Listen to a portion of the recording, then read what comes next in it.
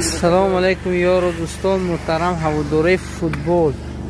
یعنی که باز فوتبال بعد از انجام حاجی امیرов به مناسبت 30مین سالگرد ارتش ملی در میدانچه سامانیان بازی تشکیل میشد.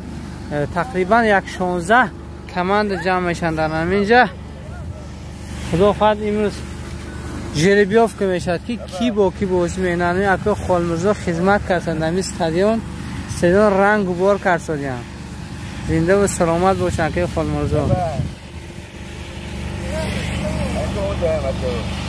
اومده مردم هم جمع شده. منم کار نرفتم که برای این دوستا از این جریبیاف که یک نوار گیرم برای دوستا گذارم که تا اینکه اونها هم خبردار شوند از همین رفتی جریبیاف که